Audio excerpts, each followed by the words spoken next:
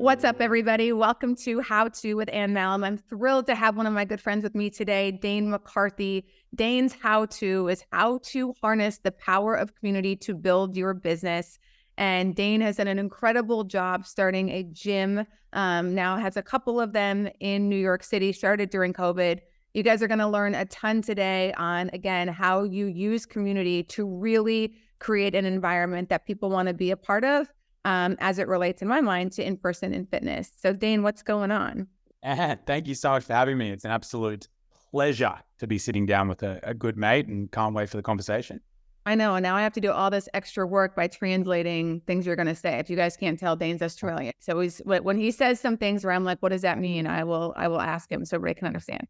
You know what? I spoke to my mum the other day on the phone and she said that I was picking up an Australian accent, American accent. She was very upset. So I don't think it's that bad. I think I'm getting a twang. I don't know if you're getting a twang, but if you keep talking to Americans, you sound very Australian. Cool. Well, let's just start a little bit of background. Again, you are Australian. Tell us a little bit of, your backstory and how you kind of got to where you are. And because I know you didn't have a grandiose business plan to start a gym. It came out of your own personal sort of need and desire in COVID. Yeah, no, that's right. Yeah. So I came over in 2019, 6 months before everything kind of hit the fan. And I came over as an expat. I was working for a large technology firm here selling into the banks. And so when COVID hit, it was a bit of a stark reality. I didn't know anyone in the city, didn't really have a network at the time, and things just got dark really quickly. And the gyms came out of very much a personal need. We were a bunch of expats looking for a place to work out, and we didn't have one. And so we started just training together as a group down at one of the piers in West Village. And grew from there. That was really the impetus of the story. We were looking for a way to connect with people while working out, and that's how it got started.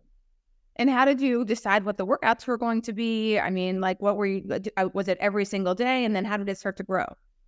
Yeah, so we were mostly rugby guys. So we had been connected just before COVID through the rugby club, and so the workouts were really emulating things you would see with most sports teams, athletic conditioning, so we were doing some high intensity interval stuff. We were trying to do as much strength training as we could, given there was a lot of body weight, and then some steady state zone 2 cardio. Now we were meeting twice a week. So Tuesdays and Thursdays we'd get together and we'd do the more strength-based stuff. Then on the alternative days, Monday and Wednesday, we'd get together and we'd run. And so we'd do a run across Brooklyn Bridge, or we'd do something like that. So, and at this point, Dane, is it just like, hey, come one, come all? You're not charging anything. It's just come work out with us. We would literally just pulled some money from everyone via Venmo, and we'd pay to coach. I'm not a PT. I'm very much a corporate guy. I have always been. Never had any intent to get my kind of licenses for training or anything like that. Certainly not my skill set. So we outsourced that. We had a guy come in and just train me and my mates. What we noticed is that we were working out a fairly visible area, and people were walking past constantly like, hey, can we join in with you guys? And it really wasn't the point. We were just saying, hey, this is a group of mates training together. It's not really what we're doing. And we kept getting people asked more and more. And so kind of flippantly, I said, sure, let's set up some additional groups that can train together with their own coach. Because for us, it was really important to have consistency with the same group of people, because we thought that was what was developing the great relationships between the people who'd been kind of put out via COVID. And at this point, Dane, are you thinking about business and a business model here? Or are you just literally trying to help people be like, oh yeah, come work out and solve the workout problem? Or are you seeing a business start to form? As it started to develop and we started to get more and more interest, that's when it started thinking about a business, particularly when it got cold and we needed to start thinking about a space. Yeah, cool. So, and then at this time too, you're thinking about space and whatever. I know you have another full-time job. Like, how is your brain thinking about okay, I can do this on the side, and how far in advance are you thinking at this point? I think having a full-time job meant that I had to be really deliberate about how we grew and how we hired. And so I always look to hire the right people from an early stage. Got it. Okay, so now you're getting into having a space. And again, yours and I's story is similar here because not knowing anything about signing leases or commercial real estate as it relates to gyms and whatever, how did you find, this space, and what was that process like for you? Yeah, that was interesting. Like we were walking past a space in West Village every day that had closed down during COVID. And as it started getting colder and colder, I was like, oh, I love this community that we've built. We've got such great pillars to grow this. We're going to need to find a space. And this place, we just kept walking past it. And I ended up just reaching out, cold calling the gym that was there multiple times. I got nothing. This was over 2 or 3 months. No one replied to me, nothing. I ended up getting to one of the assistants that worked there. And then I, through that, got to the owner of the space. And she didn't want to have a bar of us. Like, she was getting out of brick and mortar. She didn't really want to talk to us. And I just persisted, right? At one point, I even sent her a video to be sent to her via her assistant, just explaining who I was and why I wanted the space so much. She eventually gave me the time, and we negotiated, a way in which I could take over her lease. And she introduced me to the landlords. So it was really about a heap of cold calling, and persistence, because everyone is scared of something new at first, and everyone seemed to be where just this startup, it was training outdoors, and so it required a lot of massaging, a lot of persistence for sure. So once we finally got in front of the landlord, we went in guns blazing, thinking, this is New York property. We've got to be really aggressive, and we've got to kind of hold our ground. And I had one of my mates come in who was a commercial real estate guy, and he was super aggressive and making all these demands of the landlords. And the landlords just said to us, look, you're not the right fit. It was a co-op. They were mostly older couples who'd been in the place for a really long time. And they just said, you're not a good fit. We're looking for someone we can get along with, and not necessarily someone who's going to be this aggressive. So it required then a call into the head of that co-op, and just said, look, I'm really sorry about my friend. We didn't mean to be so aggressive. We're just looking for a space to grow our community.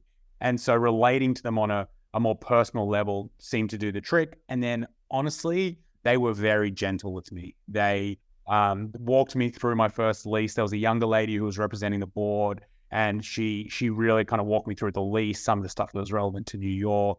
And I think just starting off on that more kind of polite, courteous footing really helped us. And that's how we got our first lease. And at this time, Dane, did you understand the power of community at this point? Did you see that you had something different and special? And how would you describe the community at this time, right before you got the space? Yeah, what's different about us is that we start with community. I think there is a lot of gyms that do a great job of community, but it's secondary to their modality or their concept, right? Whereas for us, we started this because we were looking for a community in COVID, Connections. That's right. Exercise was a great organic mechanism for creating those connections, but it certainly wasn't why we were doing it. We were doing it because we were sitting in our tiny apartments in New York, desperate for a bit of human connection. So we got out together and we used running and exercise as a way to do that. So for us, it's the core tenet. That's why we do what we do. And so that was established early and is really the thing that we think about the most. And we've developed a lot of tactics and ways of developing that community that I'd be happy to talk about. But it really I think we should get into that because we have a similar mindset on that of if you're going to offer an in-person experience, I don't care if it's a restaurant, a coffee shop, a gym, especially a gym when people are going to frequent this thing, hopefully a few times a week. If you get that piece wrong and you give people a reason that person wasn't friendly, I don't feel welcomed, I don't feel seen, it's really easy to lose clients. Yeah. So, there's a couple of things. So first, I think routine is so important to community. You need to consistently see people, get exposure to them, learn about them if you want to develop any sort of community, So I think our cadence of twice a week was fundamental to that developing of genuine friendships, right? Because then it's those moments outside of the workout, walking to coffee, sharing a text after about how hard the workout was. All that stuff starts to roll. And then you can really consolidate the friendships when you see them again on Thursday, and then you see them again Tuesday. What I was struggling with when I moved to the States, where there's less team sport in adulthood, was those repeated opportunities for connection. I was finding the workouts that I was going to be really transactional. And so having a consistent routine, training at the same time twice a week with a set group of people, that was fundamental to us becoming a really strong community. And Dane, did you know that? Like, were you like, oh, this is how we're going to differentiate ourselves? At what point, again, did you see that business aspect of like, nobody else in New York is doing this? Everybody else in New York, including the businesses that I've started, it's like, hey, here are the class times. First one, first serve. You sign up, and if once it's sold out, it's sold out. But you were very particular of putting people in a squad and saying, this is your squad, this is who you train with. So again, why did you do that in the beginning? And did you understand how much of a superpower that was going to be to start to the beginning of building your brand? Yeah. And honestly, it was really difficult to maintain the squads, because it was really tempting to just go, oh, we've got all these people with us, why don't we just offer a lot of classes? Yeah. And at that time, when there wasn't a lot of gyms in West Village after COVID, right, we could have just doubled down and we would have increased our revenue significantly, because we could have offered more classes at more times for more convenience for people, right? But going back to my sports background, I knew that wouldn't create the kind of the I don't know how you call it. It wouldn't create the experience we wanted, And so I had to really hold strong in that, and met with a lot of resistance. But I was adamant that if we created something that was consistent like that people would come to it. It just took some education. We had to just tell our members why we were doing that, why we thought same time, same place, same people was so important. And once people started to realize that, you had a natural attrition of people who are like, I'm just looking for convenience. I want to go to a place that I can get in, get out, do my weights and off. That's awesome. I think that's a really powerful way to exercise, and I've done it myself. But for us and the community we're building, that's not what we're doing. We're the opposite of that. Yeah. And I think it's important to emphasize at this point, Dane, I see so many businesses, and I saw it during COVID, of people trying to take advantage of, oh, we can just make so much revenue. And I don't think that a lot of people realize the brand erosion that comes with trying to be everything to everyone. Even as brands say, a lot of workout places do this of like, we're for everybody. Anybody can do this. And it's like, that's actually really, again, detrimental to what you're trying to do, because you're letting anybody and everybody in, and that isn't brand building. And so when you're specific and you're prudent and you're deliberate about who you are, what you offer, knowing that that's not going to be for everybody. And it's okay if that client leaves, because that's going to open up a space for the right client to come in that's just going to foster the type of environment that you want. It's really hard for business owners to do that, because I'm turning away money. It's like, yeah, but long term, if you want stickiness, you need something that people can be like, listen, what is WVA? What is GVA? What is it? It's like, oh my God, we work out with the same people twice a week. This is my time slot. I know I have a spot.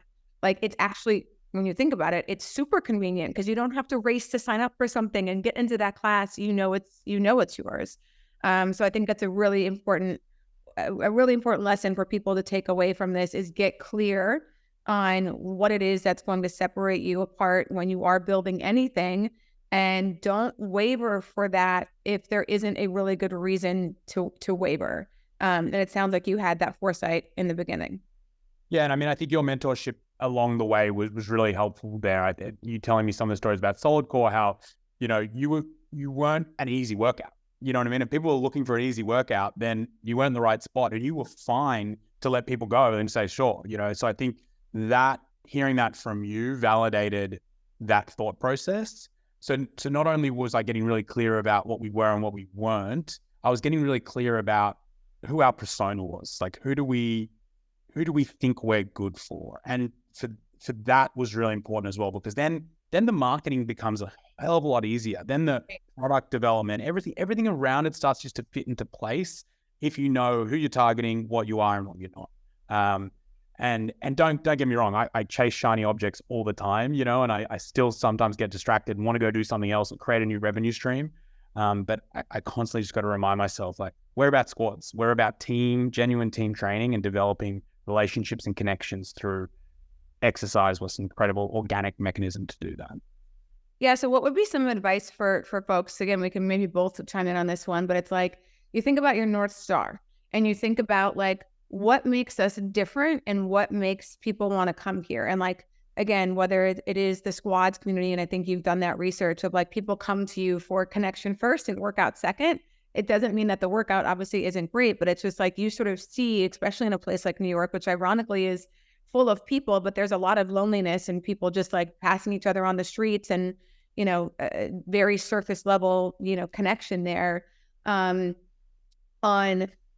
understanding what your North Star is, and then being willing to ask those questions of like, okay, if we're going to do this thing, does this support or detract from the North Star that is such a pinnacle to what we're building here? And will it, again, bolster it or erode it? So like, do you have those processes as your team thinks about that when you guys are brainstorming? Like, I know you're creating new squads, you're looking at expanding, what's some of the thought process that comes into play there? Yeah, I mean, under the theme of this podcast on like the how, I really do recommend, one, trying to get Anne as a mentor. That's number one. And number two, here's a book called by Gino Wickman called Traction. And it's a really simple book, but out of everything that I learned in my MDA and my undergrad, this book really helped in us articulating that North Star. So I always knew that squads was what we wanted to do. But then this book gave us a framework for, okay, what's our mission? What are our values? Who's our persona? What are our 90-day goals? What are our year goals? And what are our 3-year goals? And doing that exercise with the team has just been so helpful, because it means that everyone understands, okay, we're differentiating around the squad model. We're not differentiating around modality. We're not differentiating around amenities, so everyone's then on board, which is really important, I think, because then we can tell a consistent message, and so then when the sales call comes in or someone's trying to do a referral, we try to be as transparent as possible, as early as possible with people who are interested in the gym, where we say, hey, we're about squads, look at the people who are also about that. And if you are, great, all in. But if not, then you're not right for us. So kind of being inclusively exclusive, if you will. Yeah. I love sort of looking at things as sports also. And we both know I'm probably a better athlete than you. Yeah, but in your old age, certainly. Yeah. But it's asking the question, what's the game you can win at? And what you just said, Dan, where you're like, we're not going to win the amenities game. We're not going to win, the like most beautiful space, you're going to come in and blah, blah, blah, like game. We're not even going to play, because it's not something that like we're promoting and as a selling point to why you should work out here. And I think it's really smart when people lean into that. So again, Solid Core is the same thing. What game are we playing? The game we're playing at Solid Core is like, we are the most premium, high-end, intense Pilates class that you're going to find. And that's the messaging, that we're going to continue to feed people. Like, everything else is secondary, but this is the premium brand product experience if you're looking for this type of workout. And we did the same thing. Like, we're not going to sell you on crazy amenities. We're selling you on the workout, the studio space, meaning the lighting is great, the mirrors are great, sound system, and our coaches. Yeah. Our coaches are the best of the best. That's where we're going to invest, and that's where you should expect exceptional experience and excellence in those categories. Don't expect to have 20 showers coming in. Like, we don't offer that. We're not trying to, again, win at that game. So I think it's really smart when people get clear on that too. And if you say, this is what we're going to win at, you have to do it better than 99% of anybody else who's competing in that same game with you. I mean, did you have the same, like, I know you were always very confident in your model, but were you ever thinking, oh God, this is a bit scary. Like I'm targeting a slither within the market, in a relatively new concept at the time. Like, were you ever second guessing yourself? Were you ever like, oh, we'll just be mainstream. We'll just make the workouts a little easier. We'll pay coaches a little less. Like, did you ever get challenged on your approach? Not really. And I think people, like, for so many years, Dane, nobody knew what solid core was or hadn't even heard of it, right? And it's like, you can build billion-dollar businesses that no one's ever heard of. And the reason those people do that is because they understand who their demographic is, and they're not trying to be, you mainstream something, you sort of lessen the product. Yeah. I don't know any product out there that's middle of the road, right? Look at New York sports clubs that's no longer around. Look at those gyms that were kind of like $80 a month that didn't, it's like, that's a lot for someone to spend when your amenities are kind of shit. You have the same operation as Planet Fitness in regard to what you're offering, but Planet Fitness is $15-20. Yeah. Like, that gym went away. So whenever you play to the middle of the road, that's when you should be scared. That's when you should be like, people either go to the bottom or the top. It's like the ultra premium. You kind of want to be at the place where you're going to be seen. You'll stretch a little bit, or it's like, that's just not a priority to me. And I'm not going to spend really any money on that. I'm just going to, I want to go to a gym where I can lift weights. I'm like, I don't care about a scene. I don't care about whatever. Yeah. So I think it's actually much riskier to play in the middle. Yeah, totally. And I think that, is something that I just have to continue to remind myself. Well, you feel like, especially being in a services business and a people's business. And particularly when I was first starting WBA, and I knew our first 100 members by first name. I knew their first name. I knew where they worked. I knew what the challenges they were having. I knew whose parents were in town. Like, I was so close to that group of people that when we had to do a price increase, just because the internet models were not making sense anymore. You know what I mean? Like, we had this price for when we were training outdoors and we were paying a coach. We then moved inside and you've got, rent, all the New York taxes that they throw at you, all these, then you've got the unemployment insurance, you've got all these things that start piling up. And I remember just being so scared of lifting the price. And it was such a shame because, I had some people in the group at the time who we raised the price and they were really upset about it. And I remember just feeling so bad and like, oh, I've let them down kind of thing.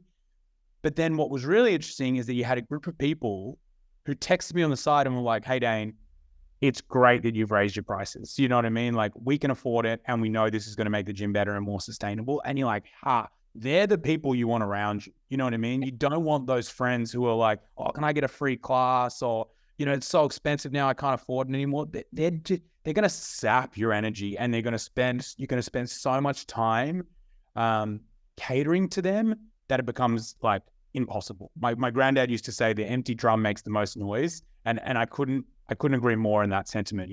People who contribute the least to the community normally are the ones who are making the most noise about it. The people who really bought in and want to support other people on their fitness journey have no problem. They're like, great, let's do it. And I think that was a really important mental shift for me that, if we want to be a sustainable business, we've got to be priced appropriately or else we'll be undercapitalized and we'll go under as soon as there's any sort of kind of turbulence. Well, let's talk about this because this is really important. And there's two things here. One is building community and I've been in that place too, right? When I was starting Solid Core, I mean, it was live, eat, breathe in the studio, outside the studio, employees, clients. Those were only the people that I was spending any sort of time with. And what can be tricky there is that this is a business. It's a business first. And yes, we have community and connection here, but we cannot have community and connection without profit. Yeah. And I think a lot of people, I told you this story of this survey that got sent out for our employees and how upset we had. This person just wrote a full paragraph on how upset this one employee was that Solid Core was making money off of her. And you're sort of like, wow, there's a massive disconnect. And as a leader, it's my responsibility to make sure that the, expectations are really clear. And it's a really tough thing to balance. I know we've talked about this as I've tried to give you some advice of being careful there, of almost creating too much closeness that people forget that it's a business when you have to let people go. when you need to raise prices, when you're not taking a stance on every social issue, that comes out. When you have to tell the people that work there that, like, listen, guys, as startups, you have to work hard and nonstop, and it's going to be a lot of boundaries that are going to be broken, and I might need you at 8 o'clock at night, but we're not a family. This isn't unconditional love.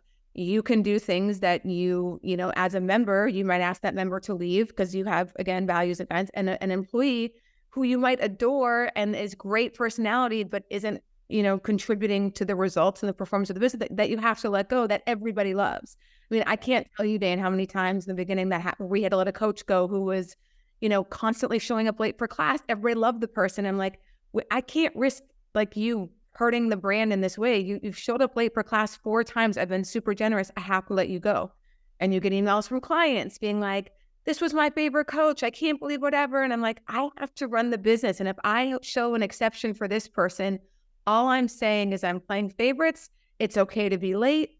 And it can be really tough also building community inside a business when you have a gym and you rely so much on personality and people. So can you talk a little bit about that, of how you've seen that transition in the first couple of years of business?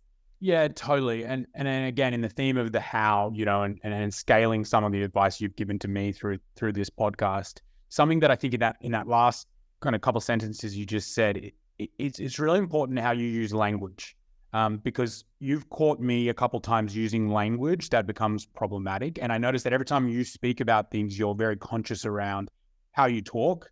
And for us, that has become really important internally. So one thing that I remember saying to you early on was I described our team as a family.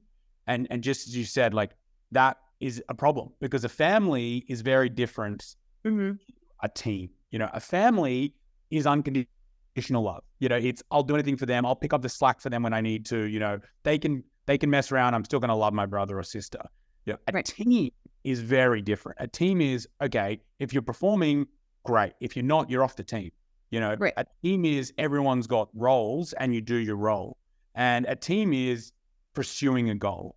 And so when you and I had that conversation, and I've taken it back to about my internal team a lot. I'm blessed to have some best employees ever. But they really internalize that. And now that's exactly how we talk about the relationships we have internally and with our members, is that you're joining a team, you're not joining a family. And that means that you've got to be accountable. You've got to be, you've got to show up, you've got to work hard and all those kind of things. So that shift in language has been really important for us, separating, creating boundaries within the community so that it doesn't become so difficult to deliver. Yeah. And, for anybody out there who's young and starting something like this, I can tell you from experience, I didn't trust my leadership skills enough in the beginning. So I leaned into community so hard. Come over to my place. I'm having a party. Come over here. I almost made so many other perks and really leaned on I'll be your best friend so that you'll do work for me. And it definitely bit me in the ass later, down the road. And, those are tough lessons to learn. And I had to take responsibility for I very much encouraged and allowed people to have solid core permeate every aspect of their life because it benefited the business. And then when that person no longer was the right person for the business anymore and I had to let them go, one of the things I sort of regret is not having enough empathy for when I had to let that person go, just how much they were having to actually let go of their workout was gone. Cause it's my job is gone. I don't want to work out there anymore. I'm embarrassed. Your social scene is a little bit gone, your identity.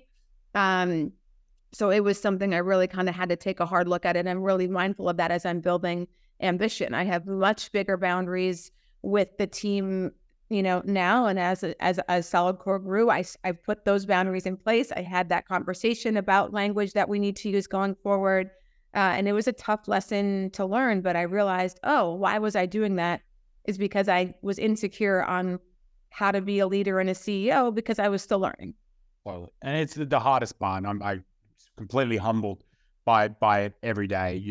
We're a tiny organization in comparison to yours and others, but that human element is by far the most challenging. I've been blessed that the guy who runs the gyms for us, Mackenzie Johnson, he's just incredible in his EQ. You know, he's extremely coachable, like, and not coachable in the sense that I know more than him about training, but I do know more than him about what concept I want to deliver. You know, so when he came on, he was really receptive to, hey, this is how I'm trying to build this thing, and this is what I like. And it wasn't an ego shot for him. You know, he wasn't like, oh, well, one, so I'm not good enough. He was just like, yeah, great point, and could just adapt and change. And like that coachability has ended up being the most important part of our dynamic, because it goes both ways. You know, he's calling me out, being like, hey, mate, you're being a bit sloppy in managing your full-time job and the gym. You know, he'll call me out, you know, and then those frank two-way conversations have been incredible, and something that I'm trying to develop further, because just like you, I can find myself being best mates with people rather than, you know, doing the thing that's best for the business. Yeah, totally. And again, it's the concept, and I don't hear a lot of people talk about that, especially in the fitness and wellness industry. And I'm speaking at the Boutique Fitness Summit, you know, I think it's next week or 2 weeks from now. And like, that's one of the topics I want to talk about. Everybody there is growing a business. And again, you need community, but you have to balance being the boss and the leader and being fair, and being special and being unique in the thing that you're offering. And what does that is connection. So it's a tough thing to balance, and people having resources and each other to talk about is super important. I want to actually go back to the beginning, because, you know, a lot of times questions I get, or I know that people are contemplating, is like, you know, oh, well, like, how do I start? How do I whatever? And your story to starting the athletic clubs and my story to starting back on my feet actually are very similar, in that we just started. And so, for example, I can remember this guy being like, I really want to teach music to underprivileged, you know, kids, but I don't know where to start. I'm like, just go find somebody who could use your service and start teaching him or her. Like, that's where you have to start, because frankly, you're not going to know what step 2, 3, or 4 is. And I think, Dane, you can probably speak to that too. Like, you have to actually go do that to be able to see, okay, how can I grow this? What's the next step? And we all try to just theoretically create it in our head of like what the plan is, A through Z. And you're never going to know that. You just need to take the first couple steps. So back on my feet, I just started running with the guys at the shelter. I was like, I want to start a running club, got it organized. We're going to run Monday, Wednesday, Friday. Those were the first steps, meeting the guys. Okay, how do I get more people involved? I need more volunteers. That's the next step. So sort of, it sounds very similar. You're like, oh, wow, all these people are sort of stopping me and asking me, can they join? Let's create a bigger group. Let's create more groups. Yeah. Yeah. And that was particularly relevant during the lease phase. You know, like, there wasn't a lot of risk being taken early on. You know, there was a bit of initiative that needs to be taken to organize the groups. And there was definitely some advertising and organizing of emails and some administrative stuff to get people into squads. It was when you step into a lease, you know, as an expat trying to deal with New York landlords, that's when people are like just flabbergasted that it was, yeah, I just went and got an LLC and then I just went and signed the lease. You know what I mean? And people are like, what could have gone wrong? You could have lost all your money and you could have got sued and rah, rah. And absolutely I could have. You know what I mean? But I didn't know that, you know, because I was just operating with what was in front of me. Yeah, exactly. And I think being dyslexic and probably not the smartest tool in the shed helps, you know, because I'm not that cerebral. I'm not thinking 12 steps in advance. I'm just thinking about, okay, what needs to be done now? Whether or not that ends up being a problem in the future, I'm sure some of my team would call out that we probably act a bit too fast sometimes. But I think you just don't know what you don't know, and trying to solve a problem you don't have is just going to cause you so much stress. Like, and we often have members be like, I'm so keen to like start my own business. And all I can say to them is like, just like you said, you just got to start, you know. Right. And whether that may not be good advice, you know, I'm sure there's some academics and MBAs who are like, no, you got to plan out the strategy with a SWOT analysis and understand your strengths and weaknesses and put together a 12-month pro forma. But I think, you know, like, any plan post 6 months is kind of out the door. You know, once you actually start, anything that you thought was going to happen just goes out the window anyway. So you've got to be reactive when it actually happens. I completely agree. And I've seen people put together investment analysis and, you know, and I'm like, none of that matters. It matters on, can you execute? You're focused on what happens in a year from now. And to that point, Dane, it's like, there's going to be risk in anything. You're never going to start a business without some level of risk. And when you go all in, I'm sure you felt the same way. It's just like, I'm going to figure it out. I trust myself enough that I will figure this out. I don't know everything. You're never going to know everything. There are still things that are happening in ambition. I'm like, oh God, that was a learning lesson, but it's like, once you trust yourself enough to know that you'll figure it out, you're passionate enough about what you're doing, you're smart enough to figure it out. Like, that's really the tools that I think are the most important of starting something. And it's exactly that, of like getting the first step and getting started. And then I actually want to pivot here a little bit because I've been talking about this a lot, and I'm sure, you'll agree. And I'm curious to what your answer is to my questions here. But I've also been saying to folks as I've been writing this book of, when you think about what your talents are, Dane, when I was starting Solidcore, right? I don't know anything about construction, commercial real estate, a lot of the things that, the big vision for the company are a big part of being successful. But what I did know is I know how to build community. I understand brand. This workout that I've discovered, nobody knows about it. And if no one knows about it, if I don't know about it, nobody knows about it. And if I'm loving it, I know other people will. I know how to get people excited about something, and I felt so passionate about the product. So it's like, that was enough for me of like, I have those talents. And if I had all the talents of, oh, I'm an analyst, the finances and understanding this, but I didn't have an emotional IQ, and I didn't know how to make people feel welcome, and I didn't understand people, that business would have failed, regardless of the pro forma, regardless of, how much analysis I did. If I couldn't make that space and the coaches a place that people wanted to come and be a part of, it would have failed. So you figure out, okay, this is what I tell people, what are your talents that you do better, again, than like 95, maybe 99% of the population? Figure those things out, and then figure out a business that you can start, that those talents are absolutely necessary to the success of the business. So again, maybe you hadn't thought about that concept, but now that I'm speaking about it, like, do you know what you are the best at? Do you know, what your talents and how they contribute to the gym and how important they are? And when you think about hiring people, those talents that those people need to ensure the the gyms are continuing to be a place that people want to be at. Yeah, I mean, I think there's definitely elements of my past and my experience that have positioned me, have put me in a really good position to deliver squads. You know what I mean? I don't think my history has put me in a place to start gyms, broadly, but to start squads, I think I have a really unique background, and that's that I've always played team sports, but not just that. In those team sports, I've been at a competitive enough level where it's required me to know enough about the body and how to get fit and how to get my body to do what it wants. So I have that enough knowledge to be deadly in the kind of fitness space. But more important than that, in every rugby club that I was a part of, I was some sort of club captain, social lead, social head. So I had 15, 20 years, before that, I started playing basketball when I was 10, and had the same kind of roles. So I've just had so many reps of bringing together teams, bringing together diverse groups of people, and adapting to different groups, So I think that put me in a really good position to have some authority when I was talking about what I wanted to deliver for that experience. I knew exactly what needed to happen for a team to start getting along. And those were those elements of consistency, some sort of social element, some sort of goal that you're working towards, making sure that everyone within that group or team feels completely seen and known, and that's simple stuff, knowing their name, where they work, all that kind of stuff. So yeah, in hindsight, I realized there was that kind of special knowledge that I developed over years. But at the time, I was just pursuing something I bloody loved, Yeah.